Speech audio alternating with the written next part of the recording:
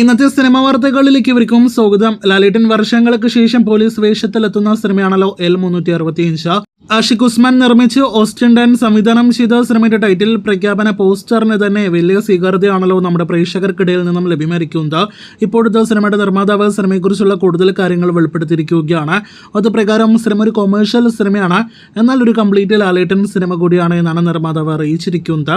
Pre production ആരംഭിച്ചു കഴിഞ്ഞ സിനിമയുടെ ഷൂട്ടിംഗ് ഈ വർഷം തന്നെ ആരംഭിക്കുമെന്നും അടുത്ത വർഷം അവധിക്കാലത്ത് സിനിമ തിയേറ്ററുകളിലേക്ക് എത്തിക്കാനായിട്ടാണ് പ്ലാൻ എന്നാണ് നിർമ്മാതാവ് അറിയിച്ചിരിക്കുന്നത്. ഒരു വലിയ സിനിമ കൂടിയാണ് L365 എന്നും അവധിക്കാലത്ത് കുടുംബ പ്രേക്ഷകരോടൊപ്പം തിയേറ്ററുകളിലിരുന്ന് കാണേണ്ട സിനിമ കൂടിയാണ് ചിത്രം എന്ന് കൂടിയാണ് നിർമ്മാതാവ് പറയുന്നത്.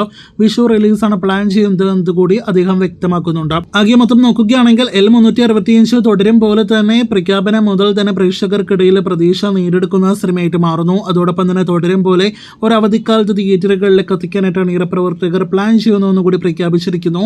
ഇതിനിടയിൽ സിനിമയ്ക്ക് സംഗീതം നൽകുക ജെയ്ക്സ് ബിജോയ് ആണ് എന്നുകൂടി നിർമ്മാതാവ് ആഷിഖ് ഉസ്മാൻ കൺഫേം ചെയ്യുന്നു. അപ്പോൾ തുടരും സിനിമയ്ക്ക് ശേഷം വീണ്ടും ജെയ്ക്സ് ബിജോയ് ലാലേട്ടൻ കോംബോ ഒരുമിക്കുന്നു. കാത്തിരിക്കാം സിനിമയുടെ കൂടുതൽ വാർത്തകൾക്ക്.